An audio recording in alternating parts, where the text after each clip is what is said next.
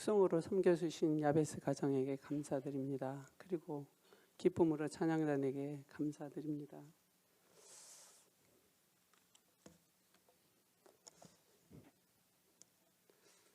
윤영준 목사님이 쓴 그 다음은 또 어떻게라는 책이 있습니다.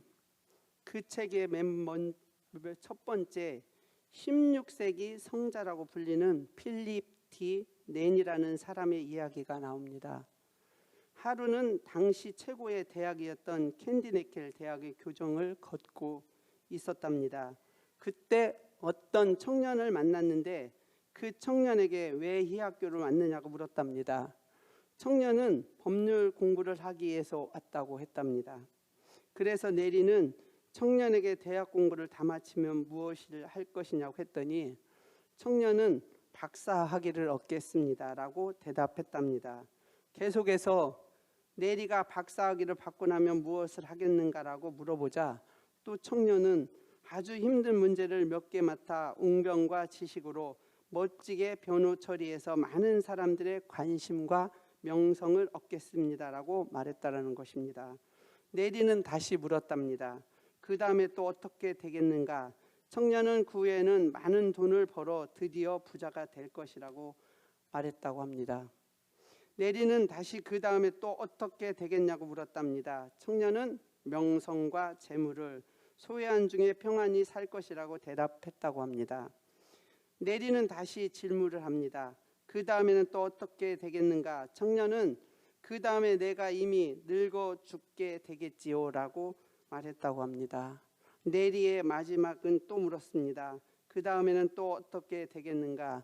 청년은 아무 말도 하지 못했답니다. 그럼 우리 성도님이라면 이 마지막 질문에 무엇이라고 대답하시겠습니까? 저는 이 책을 보면서 이 질문에 계속 질문을 하면서 반복이 마지막에 청년이 말을 못하는 부분을 보면서 과연 저라면 어떻게 대답했을까요? 이 책을 보면서 많은 생각을 해보았습니다. 오늘 성경 말씀 히브리서 9장 27절을 보면 한 번 죽은 것은 사람에게 정해진 것이요 그 후에는 심판이 있으리라. 마태복음 25장 46절을 보면 믿지 않는 자들은 영벌에 의인들은 영생에 들어가리라. 능력이고 하나님의 지혜라고 말씀을 합니다. 우리가 이 말씀을 보면서 어떤 생각을 하는지, 우리가 십자가의 능력이 무엇인지, 십자가의 도가 무엇인지를 알게 하고, 우리는 예수를 믿으면서 천국과 지옥을 많이 들었습니다. 그리고 십자가의 도를 믿지 않는 자들에게 영적 세계를 믿지 않는 천국과 지옥이 있다고 우리가 말을 하면 그들은 거짓말이라고 합니다. 인간이 죽으면 산화되어 무로 끝난다는 것입니다. 천국과 지옥에 대해 이야기하면 이성이 있는 사람은 웃기는 이야기라고 말을 합니다. 멍한 사람에게 공갈 협박이 된다고 말하는 사람들도 있습니다. 과학이 발달되지 못한 미개한 시대에 쓴 책을 바탕으로 믿는 신학적 사고라고도 합니다. 태양계 속에서 지구 위에는 사람이 살기에 적당한 곳이 없는데 어디에 실존하는 천국이 있느냐는 것입니다. 빛의 속도로 수억 년을 가리키며 육신은 동태가 되고 방사능존을 지나가면서 먼지로 변한다고 말을 합니다. 심하게 말하는 사람들은 종교 사기꾼이라고 말을 하며 비난하는 사람은 저는 만나보았습니다. 그들이 이 말을 듣고 받아들이지 않는 것은 천국과 지옥을 본 사람이 없다라고 여겨지기 때문입니다. 그런데 오늘 성경 말씀이 기록될 당시에도 마찬가지였습니다. 소크라테스와 알리스토텔레스 헬라 철학이 아주 발달되었는데 지금처럼은 발달되지는 못했지만 과학 지식이 있었을 때에도 받아들이지 않았습니다. 어떤 진리를 깨닫는 것은 과학적 사실을 통해 깨달을 수 있습니다. 그러나 과학적 실험과 검증을 통해 깨닫는 것은 한계가 있습니다. 이게 창조과학입니다. 저희는 창조과학의 수업을 직접 들었습니다. 그런데 세상에 존재하는 것이 아니라 정신적 세계, 영적인 세계가 있는 것을 이야기합니다. 과학이 모든 것에 대한 해답을 말해주는 것이 아닙니다. 과학으로 탐구할 수 없는 것을 알기에 철학이 필요했지만, 그 당시에는 아주 철학이 발달했지만 과학적 실험으로 증명 못하는 것이 많았습니다. 인간의 정신이나 우주의 교원 같은 것은 과학으로 증명할 수가 없습니다. 이 우주 만물을 창조하신 하나님이신 예수님께서 이 땅에 오셔서 죽음 이후의 삶에 대하여 아주 정확히 우리에게 말씀해 주십니다. 천국과 지옥은 예수님께서 정확하게 강조하며 말씀해 주십니다. 지옥이 실존한다는 것을 아주 명확하게 말씀해 주고 있는 것입니다. 마태복음 10장 28절 말씀입니다. 몸은 죽어도 영혼은 능히 죽이지 못하는 자들을 두려워하지 말고 오직 몸과 영혼을 능히 지옥에 멸하시는 자를 두려워하라고 합니다. 마가복음 9장 48절 49절 말씀을 보면 거기는 구더기도 죽지 않고 불도 꺼지지 아니하리라. 사람마다 불로써 소금 치듯함을 받으리라. 왜 이렇게 예수님이 명확히 말씀해 주었는데도 알지 못하고 믿지 못합니까? 오늘 20절 말씀을 같이 읽어보겠습니다. 20절 말씀입니다. 지혜 있는 자가 어디 있느냐? 선비가 어디 있느냐? 이 시대의 변론가가 어디 있느냐? 하나님께서 이 세상의 지혜를 미련하게 하신 것이 아니냐 말씀합니다. 21절을 보면 이 세상이 자기의 지혜로 하나님을 알지 못하는 고라고 말씀합니다. 하나님께서 인간의 지혜로 십자가의 도를 알 수 있도록 허락하지 않았기 때문입니다. 19절 말씀을 보시면 바울은 하나님께서 구원의 방법으로 인간의 지혜를 채택하지 않고 버리셨다는 것을 보여주기 위해서 이사야 29장 14절 말씀을 인용하고 있습니다. 구약의 말씀은 예수님이 오시기 위한 신약의 말씀으로 연결되기 때문입니다. 지혜는 헬라어로 소피아로 사물을 인지하고 이해하는 능력을 표현합니다. 총명은 헬라어로 시네시스를 사물을 분별하는 능력을 말합니다. 인간의 지혜로 하나님을 알지 못하도록 했다는 말입니다. 우리가 많은 것을 아는 것 같지만 차원이 다르면 알 수 없습니다. 차원이 다른 원숭이가 아무리 영리하다 해도 인간이 만든 비행기를 타고 미국에 간다면 어떻게 이해할 수 있겠습니까? 4차원의 세계를 어떻게 알 수 있겠냐는 겁니다. 이송우와의 하루살이 메뚜기 개구리의 이야기가 나옵니다. 제가 우리 아이들한테 이것을 가르쳐 줄 때 우리 아이들이 엄마 그 이상한 말 하지 마 이런 적도 기억이 납니다. 하루살이가 놀다가 내일 만나자고 합니다. 메뚜기와 개구리가 웃습니다. 메뚜기가 가을 지나 봄에 만나자고 합니다. 개구리가 웃습니다. 내일이 없는 것이 아닙니다. 봄이 없는 것이 아닙니다. 진리 문제가 아닙니다. 존재의 한계, 인식의 한계입니다. 개미가 아무리 부지런해도 아파트를 지을 수 없는 것입니다. 그리고 아파트에 대하여 아무리 연구해 알 수 있는 것이 아니기 때문입니다. 차원이 다른 것입니다. 하나님과 인간도 마찬가지입니다. 사람은 자기가 인식하는 만큼 이해하는 것입니다. 내가 아는 만큼 이해하는 것입니다. 내가 모르는 걸 알려고 하면 내 기준에서 판단하고 내 기준에서 생각하고 결정하는 경우가 많기 때문입니다. 그래서 영적인 차원, 4차원 세계를 아는 자는 그 아는 만큼을 결정하고 판단하고 일을 행합니다. 그런데 내가 아는 만큼 인식하고 있기 때문에 다름을 인정을 하지 않으려고 하는 겁니다. 하나님은 이 세상 지혜를 영적인 세계에 대하여 미련하게 하였기 때문이라고 말씀합니다. 지혜 있는 자는 두뇌가 우수한 자를 표현합니다. 변사는 제가 헬라어를 써서 죄송합니다. 그런데 이 말씀 연결에 헬라어를 해야 될 것 같아서 말씀을 드립니다. 헬라어 철학자나 변론가입니다. 선비는 유대인 서기관을 말합니다. 아무리 그들이 뛰어나다고 해도 하나님을 알 수 없다는 말입니다. 자연 계시로 알 수 없습니다. 그러므로 하나님은 특별 계시를 해주신 것입니다. 그게 말씀을 통해 하나님을 알려주신 겁니다. 그러므로 이 세상 사람들은 십자가에 대하여 어떻게 생각합니까? 라고 물으면 미련하게 보입니다. 안 믿는 사람들은 이 십자가의 도를 믿을 수가 없습니다. 십자가에 못 박히신 그리스도를 전하면 그들은 어떻게 받아들입니까? 오늘 23절 말씀을 보면 유대인들에게는 꺼리끼는 것이 됩니다. 헬라인에게는 미련한 것이 됩니다. 유대인들에게 있어서 십자가에 못 박힌 그리스도라는 것을 받아들이는 어려운 모순입니다.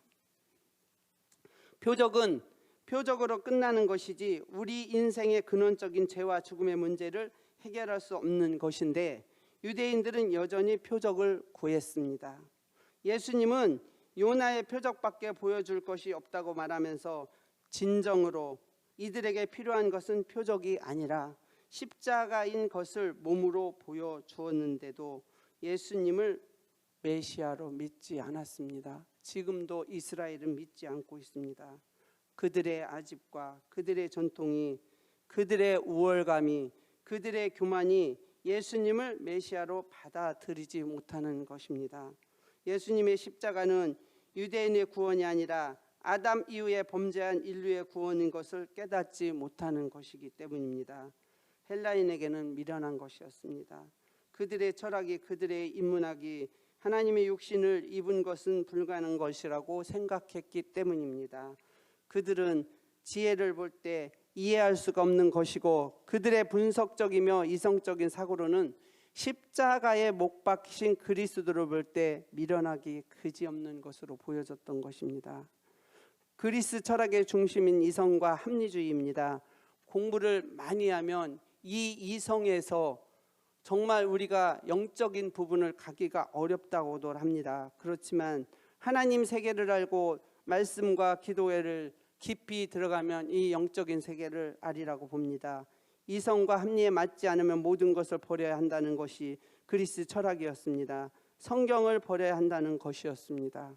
성경은 신화적이라고 표현합니다. 하나님의 창조도, 동정녀 탄생도, 예수님의 부활도 부인합니다. 왜 그렇습니까? 자신의 이성을 과시하기 때문입니다.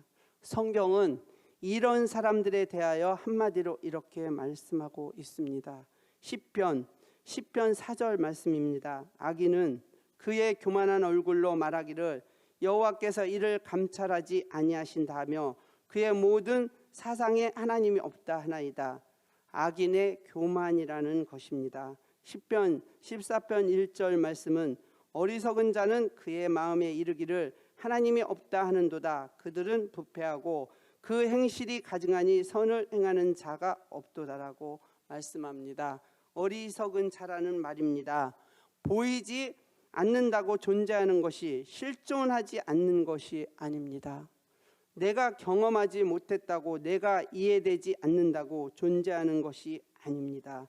예수님은 말씀합니다. 마태복음 25장 46절을 보면 믿지 않는 자들은 영벌에, 의인들은 영생에 들어가리라고 말씀합니다. 십자가의 복음을 믿음으로 영생을 얻는 우리 모두의 사랑하는 성도님들이 되시기를 바랍니다. 십자가의 도를 아는 하나님의 지혜가 우리에게 간절히 필요합니다. 그런데 우리가 어떻게 십자가의 도를 알 수 있습니까? 오로지 말씀으로만 알 수가 있습니다. 오늘 21절 그 말씀을 보면 하나님의 지혜에 있어서는 이 세상이 자기 지혜로 하나님을 알지 못하므로 하나님께서 전도에 미련한 것으로 믿는 자들을 구원하시기를 기뻐하셨도다라고 말씀합니다. 바로 우리가 말씀을 알면 전도를 해야 됩니다.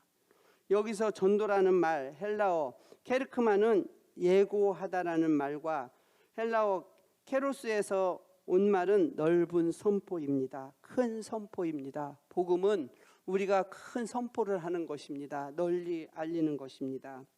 우리가 이 복음을 알고 있는데 알리지 않고 나만 알고 있다면 우리는 제자로서의 그 일을 감당을 못하는 영역이 됩니다. 그래서 우리는 하나님의 지혜라고 하고 우리가 천국과 지옥을 확실히 아는 것을 말씀을 통해서 우리는 배우고 알았습니다. 우리 사랑하는 성도 여러분들은 부르심을 입은 자들입니다. 이 지혜를 다 받았다고 생각합니다. 이 은총을 다 받았다고 여겨집니다. 인간은 자기 지혜로 하나님을 알지 못하지만 우리가 날마다 예배드리고 하나님을 경외하고 이 예배드릴 때 하나님께서 저희에게 지혜와 명철을 주신다고 여겨집니다. 그래서 우리는 하나님의 말씀대로 로마서 3장 11절 12절 말씀을 보면 깨닫는 자도 없고 하나님을 찾는 자도 없고 치우쳐 한 가지로 무익하게 되고 선을 행하는 자는 없나니 하나도 없다라고 말씀합니다. 그래서 이 땅에 의인은 없습니다.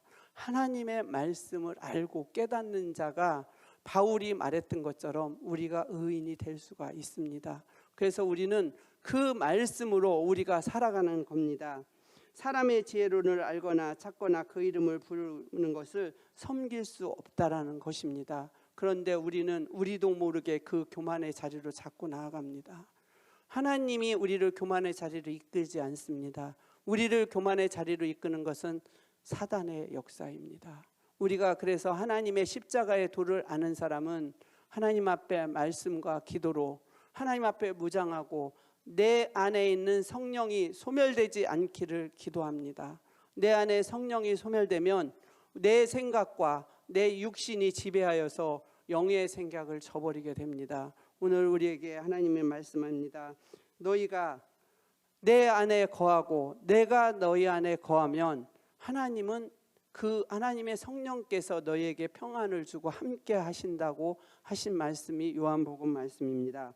고린도전서 2장 14절 말씀을 보면 육에 속한 사람은 하나님의 성령의 일을 받지 아니하나니 저에게는 미련하게 보임이요 또 깨닫지도 못하다니 이런 일을 영적으로 분별함이라고 말씀합니다.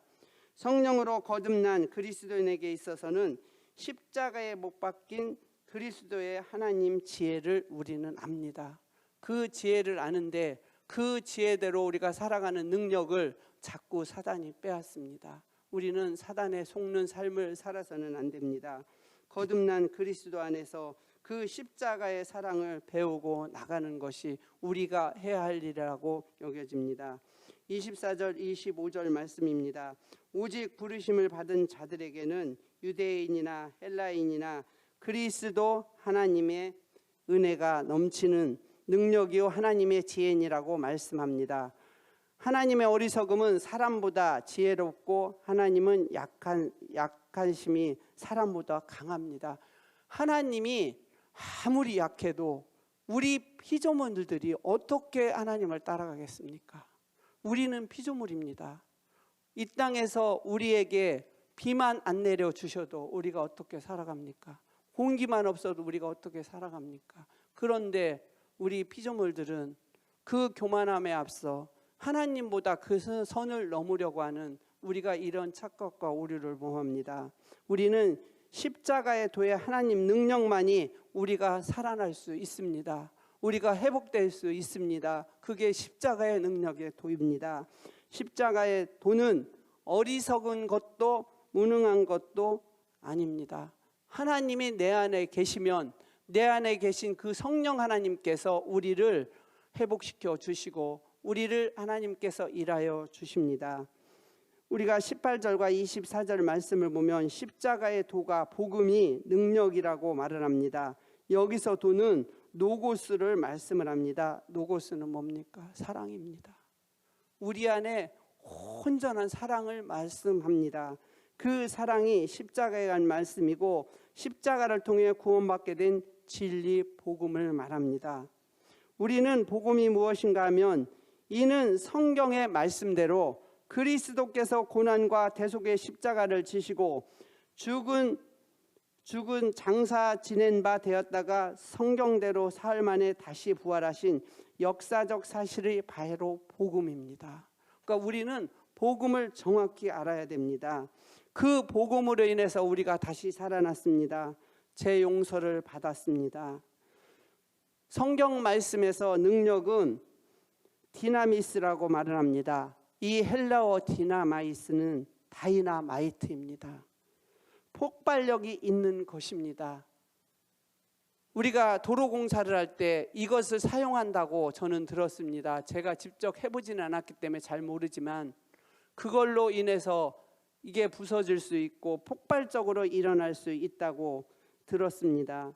그런데 우리가 수많은 사람들이 이 십자가의 능력 앞에서 우리가 변화되어야 합니다. 우리가 변화되지 않고는 십자가의 사랑의 도를 알 수가 없습니다. 그런데 우리가 변화하는 것은 예수님의 말씀입니다. 이 말씀이 내 안에 성령님이 지배하여서 그 성령님이 나를 이끄실 때 우리는 반드시 변화됩니다. 왜냐하면 나를 이끄시는 성령 하나님이 하시기 때문입니다. 저희가 하는 게 아닙니다. 내가 하는 게 아닙니다. 하나님이 하십니다. 제가 한 가지 예를 들어보면 선의 양을 아시는 분도 있고 모르시는 분도 있으리라고 생각합니다. 원더걸스 리더였습니다. 태미 노마디를 부른 그룹이었습니다. IT 선교사와 결혼하여 선교를 한다는 기사를 제가 보았습니다. 그 인기 명예를 다 내놓고 어려운 나라로 가서 봉사합니다. 무엇 때문일까요? 십자가의 능력 때문입니다. 이 친구는 가출 경험이 있을 때에도 아버지와 사이가 멀어졌지만 학생의 수련회를 참여하여서 예수님을 영접합니다. 그때 은혜 받고 기도한 것이 내가 가수가 되면 하나님께 영광을 돌리는 찬양을 드리라고 말을 했다고 합니다.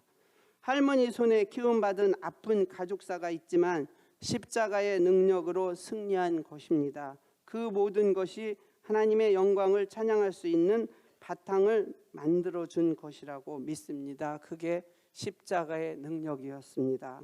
십자가의 도가 구원의 능력이 있었습니다. 18절 말씀을 제가 다시 한번 봉독해 올리면 십자가의 도가 멸망하는 자들에게는 미련한 것이로되 구원을 얻는 우리에게는 하나님의 능력이라고 하셨습니다. 십자가는 죽음을 정복했습니다. 그러므로 사도 바울이 말을 합니다. 로마서 1장 16절입니다. 내가 복음을 부끄러워하지 아니하노니 이 복음은 모든 믿는 자에게 구원을 주시는 하나님의 능력됨이라. 첫째는 유대인에게요 또한 헬라인에게로다고 말씀합니다. 이 구원의 능력은 차별이 없습니다. 가난한 사람도 부한 사람도 잘생긴 사람도 조금 생기지 못한 사람도 남자도 여자도 종도 자유자도 차별이 없습니다. 이 구원의 능력은 사람의 것보다 강한 지혜입니다. 우리에게 예수님을 알면, 예수님의 말씀을 알면 우리에게 지혜를 주십니다. 우리에게 명철을 주십니다. 우리가 어떻게 그런 생각을 해냅니까? 우리가 어떻게 그런 지혜로운 일을 합니까? 인간은 우둔하여서 할 수가 없습니다. 그렇지만 우리가 예수 믿는 우리가 어떤 곳에 가든지 지혜의 능력이 있습니다. 그래서 세상 사람을하고 우리는 구별된 자들입니다. 이에 지혜와 명철로 하나님 앞에 더 능력 있는 삶으로 살아가시기를 간절히 소망합니다. 십자가는 또 화목케 하는 능력이 있습니다. 골로새서 1장 20절 말씀입니다. 그의 십자가의 피로 화평을 이루사 만물 곧 땅에 있는 것들이나 하늘에 있는 것들이 그로 말미암아 자기와 화목하게 되기를 기뻐하심이라. 하나님과 화목하게 됩니다. 사람과 화목하게 됩니다. 창조물과 화목하게 됩니다. 이방인이나 유대인이나 종이나 자유자나 부자나 가난한 자나 권력 있는 자나 비천한 자나 여자나 남자나 다 화목하게 됩니다. 그게 예수님의 능력이었습니다. 십자가는 또 치료하는 능력이 있습니다.